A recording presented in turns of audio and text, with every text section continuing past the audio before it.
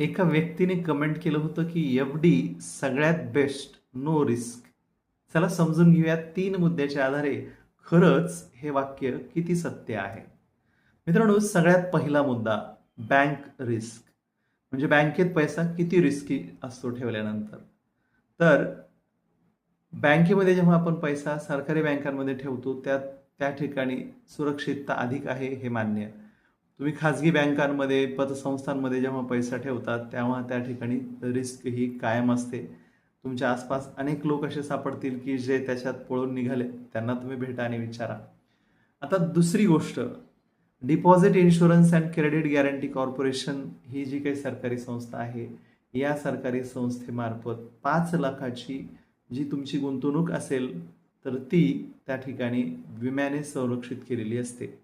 त्याच्यापेक्षा जास्तीचे पैसे संरक्षित असतील असं काही सांगता येत नाही. ही झाली पहिली गोष्ट.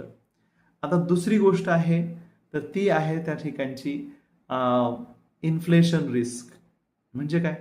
तर इन्फ्लेशन रिस्क म्हणजे महागाईचा जो दर आहे तो ज्या वेगाने वाढतो त्या वेगाने किंवा त्या तुलनेमध्ये आपल्याला रिटर्न्स मिळतात का?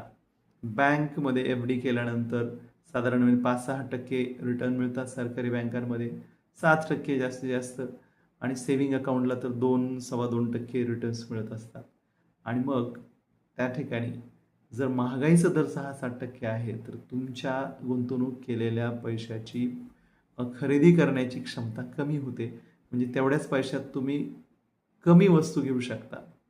तुमच्या पैशाची पर्चेसिंग पॉवर कमी होते. ही दुसरी गोष्ट.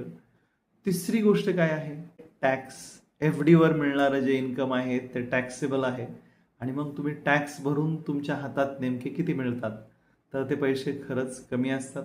आणि म्हणून मग आपण असं ठोकपणे म्हणू शकत नाही, बिनधास्त म्हणू शकत नाही की एफ-डी म्हणजे सगळ्यात बेस्ट, नो रिस्क.